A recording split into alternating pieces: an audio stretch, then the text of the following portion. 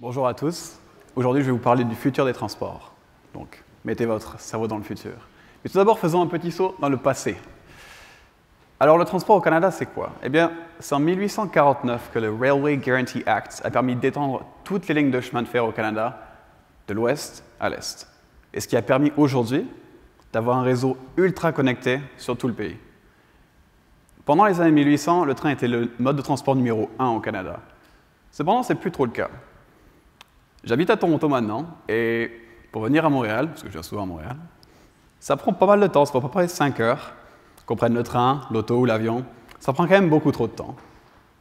Et ça, c'est principalement à cause de la politique qui a été instruite au Canada pour la prédominance des transports routiers.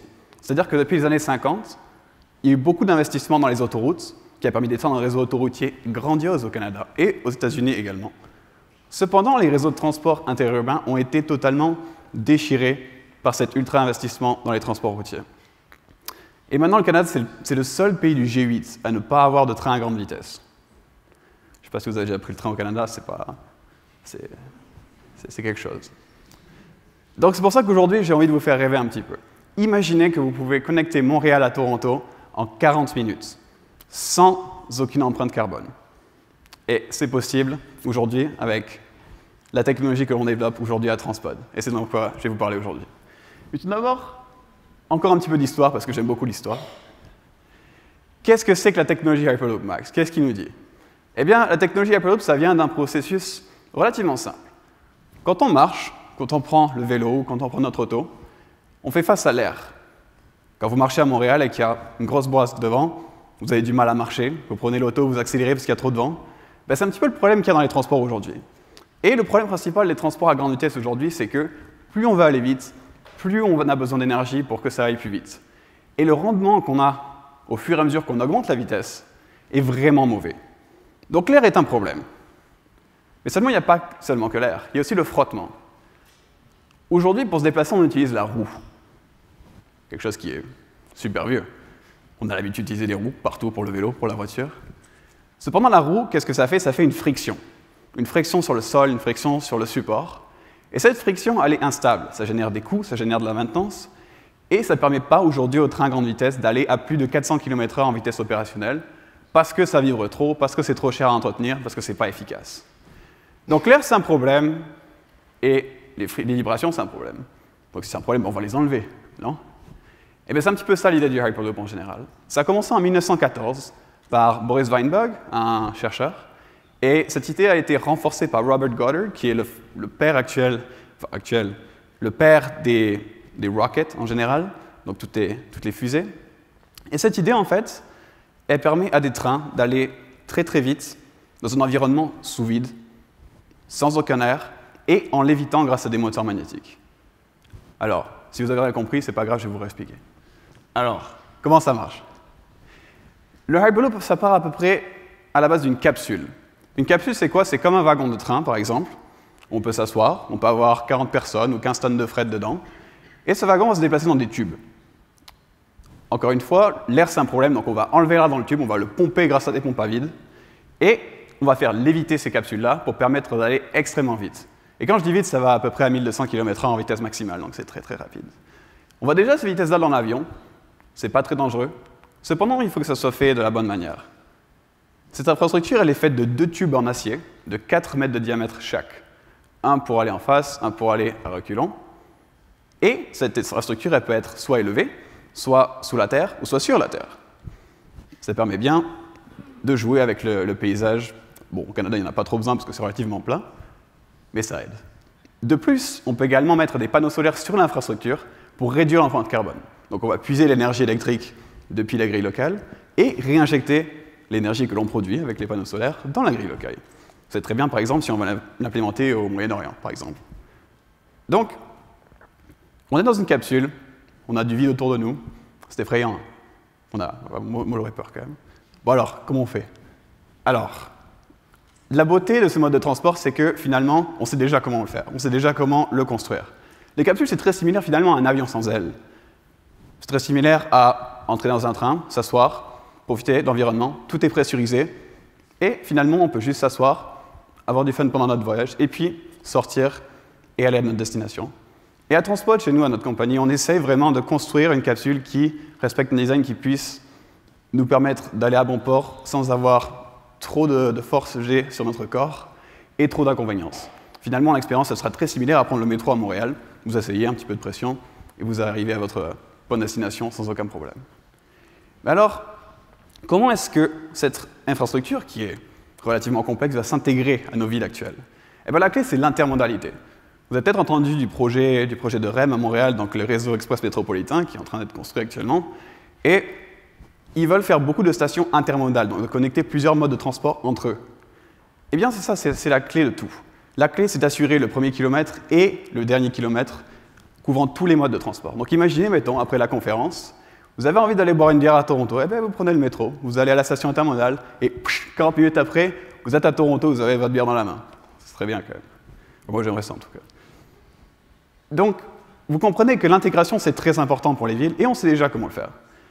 Alors, quelle tête auront les stations que l'on va construire? Eh bien, les stations seront très similaires aux stations de train que l'on connaît, un peu plus cool, c'est pas comme la gare centrale de Montréal, où c'est un peu... Moi, j'avais peur quand j'étais dedans. Là. Mais ce sera une station relativement ouverte. La clé, c'est d'avoir une station très facile d'accès. Donc, on prend notre téléphone cellulaire, on rentre dans la station, on scanne notre billet, et on va directement en plateforme. Nous, à Transpod, notre but, c'est d'avoir un pod, une capsule, contenant 40 personnes, qui arrive toutes les minutes, prête à vous prendre, et paf, vous envoyer à votre destination. Et ça, c'est la clé d'un système de transport qui soit efficient et efficace. Donc, la clé pour ce mode de transport, pour qu'il fonctionne et qu'il fasse un vrai impact sur la société, c'est le temps. Parce qu'on sait, le temps, c'est de l'argent. En tout cas, en économie, on aime ça mettre de la valeur monétaire sur le temps. Alors, visualisons maintenant notre corridor, Montréal-Toronto. On a nos 3 modes de transport favoris. Notre transport terrestre, l'auto, le train et le bus. Et Transpod. Alors maintenant, ça m'a pris 5 heures pour aller entre les deux villes. Et c'est lent. C'est vraiment lent. Avec Transpod, on peut aller 1200 km/h, ce qui est relativement rapide. Mais quel est l'impact, dans le fond, d'aller aussi vite? Pourquoi on irait aussi vite? C'est quoi le but? Eh bien, on va regarder un petit exemple ici. Aujourd'hui, il y a 20 000 véhicules par jour qui voyagent dans ce corridor. 20 000 véhicules par jour. Alors, si chaque véhicule gagne 4h20 de temps, ça fait que finalement, on va gagner 10 ans par jour en gain de temps. Donc la société va gagner 10 ans par jour, à chaque fois. Et ça, c'est pour un corridor. Imaginez pour 10, 15, 20. Imaginez un réseau à l'échelle du Canada entier. Ça fait beaucoup de temps. Et le temps, c'est important. Alors, si on visualise les deux villes d'un point de vue géographique, qu'est-ce que vous connaissez de Toronto? Qu'est-ce que vous connaissez de Vancouver? Qu'est-ce que vous connaissez de Calgary? Pas grand-chose. Et puis les Torontois, finalement, ils ne connaissent pas vraiment Montréal. Ce n'est pas seulement une distance physique, c'est une distance culturelle, pas la même langue, c'est pas la même façon de parler. Une distance économique, pas les mêmes entreprises, pas les mêmes manières de faire. Donc, réduire cette distance et mettre les deux villes côte à côte, ça aura vraiment un impact hyper profond sur le tissu économique et socio-économique des deux villes. Et ça aura 3 impacts majeurs. Le premier, c'est le volume de personnes qui vont prendre ce mode de transport et le volume de transport qui va être fait dans le corridor. Le fait qu'il n'y ait pas assez de densité de population dans le corridor Montréal, Ottawa et Toronto, c'est un mythe. C'est pas vrai. Si quelqu'un dit ça, c'est un mythe. Il y a au moins 10 millions de voyages qui peuvent être faits chaque année dans ce corridor-là. Et tout simplement, ça peut être un gros boost à l'économie locale si un mode de transport comme cela est intégré. Dans le fond, Montréal pourrait devenir une banlieue de Toronto et Toronto devrait devenir une banlieue de Montréal. Imaginez les impacts économiques. Le deuxième, c'est la productivité. Avoir 2 villes côte à côte, comme cela, permettra aux entreprises d'améliorer la manière dont ils font du business, mais également d'avoir plus de personnes qui vont travailler à Toronto, de personnes qui vont travailler à Montréal. Imaginez Montréal, demain, il est à 40 minutes de Toronto. Et vous pouvez vous trouver une job à Toronto très facilement, vous pouvez y aller, vous pouvez vivre à Montréal et travailler à Toronto. Ça va changer absolument tout. Et le fait qu'il y ait une connexion aussi rapide ne va pas forcément changer la façon dont les gens se déplacent, mais la façon dont les gens font du business également, la façon dont les entreprises se localisent. On appelle ça le clustering. Plus les entreprises ont des proportions à faire des économies d'échelle entre elles, plus elles vont se localiser proches de chacune. Donc finalement, on aura un effet multiplicateur sur l'économie locale.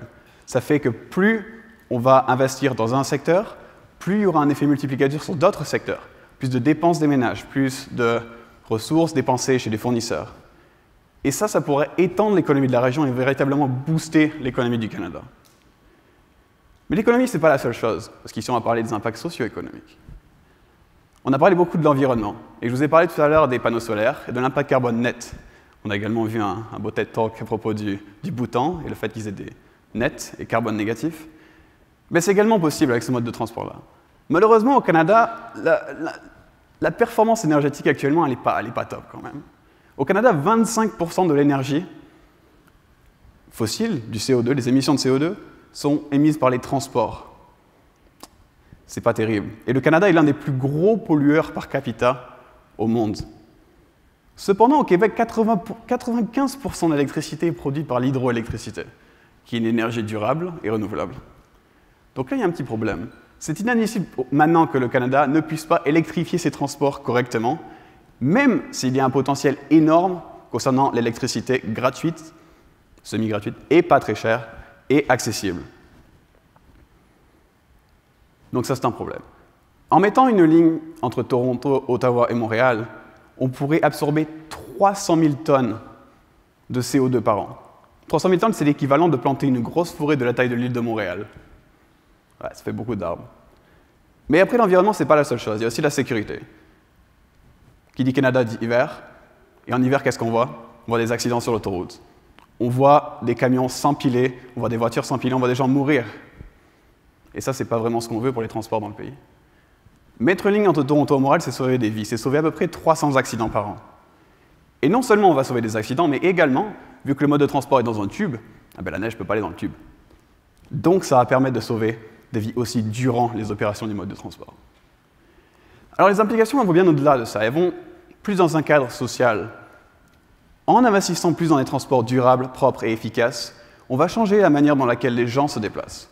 Les gens vont prendre plus le vélo, ils vont plus prendre les transports publics et connecter avec les modes de transport intermodaux qui sont entre les différentes villes. Et dans le fond, on aura un changement des comportements de chacun. Cependant, très honnêtement, le Canada a développé une telle culture de la voiture, forcée par la politique d'investissement public dans le temps, que ça va être très difficile de changer les mentalités. Et non seulement ça va être difficile de changer les mentalités, mais aussi changer la manière dont les investissements sont faits, bien qu'il y ait de l'amélioration actuellement. Donc c'est pour ça que, dans le but de changer ce qui se passe actuellement, il est très important que chacun d'entre nous ait un impact. Chacun d'entre nous prenne des décisions et essaye de changer la manière dont on voyage et de développer l'innovation et les transports. Donc il y a 3 manières dont on peut faire ça. La première, si vous conduisez une voiture actuellement, et si vous avez accès au métro ou des bus, vendez votre voiture, vous n'en avez pas besoin. Vous pouvez la louer la fin de semaine. Si vous voulez aller au parc, au chalet, ce n'est pas un problème. Prenez le métro, encouragez le transport public. Deuxièmement, si vous voulez commencer des entreprises, si vous voulez commencer quelque chose dans le domaine de l'infrastructure ou des transports durables ou de l'innovation ou n'importe quoi, faites-le. Encouragez le cas économique pour une mobilité durable. Encouragez le cas économique pour le développement durable. C'est l'économie, c'est le marché qui va dicter le succès de ce genre de mode de transport. Et puis finalement, si vous ne pouvez rien faire du tout, si vous ne voulez pas le faire, eh bien parlez-en. Parlez du besoin qu'on a actuellement d'avoir de meilleurs modes de transport. Parlez de l'impact économique que ça ira. Et parlez également du fait que les vies seront meilleures finalement. Et si vous dites, mais Maxime, il ne sait pas ce qu'il dit, il ne connaît rien. On ne pourra pas faire ça, pas chacun d'entre nous. Ça, c'est pas vrai. Je vais vous donner un exemple. J'ai vécu au Danemark pendant 1 an, magnifique pays, et il se trouve qu'à Copenhague, donc la capitale du Danemark, tout le monde prend le vélo. Parce que le vélo, c'est le mode de transport numéro 1 au Danemark. Mais il se trouve qu'il y a quelques années, ce n'était pas vraiment ça. Il y a quelques années, au Danemark, finalement, moins de 10% de la population prenait le vélo pour aller au travail, puis il y avait beaucoup de voitures sur la route, ce n'était pas vraiment attractif comme mode de transport. Mais les gens voulaient vraiment avoir un mode de transport plus durable et voulaient se déplacer d'une manière plus efficace. Donc qu'est-ce qu'ils ont fait? Ils ont tous pris le vélo, ils ont tous décidé d'aller au travail en vélo ensemble, et chaque fois que quelqu'un allait se faire taper par une voiture en prenant le vélo, ils allaient prendre de la peinture et dessiner l'empreinte de la personne morte sur la route. C'est assez drastique, Mais ça a marché. Aujourd'hui, maintenant, 50% de la population de Copenhague prend le vélo pour aller au travail, et c'est le réseau numéro 1 mondial des pistes cyclables. Et pour l'avoir pris, je pourrais garantir, c'est vraiment bien.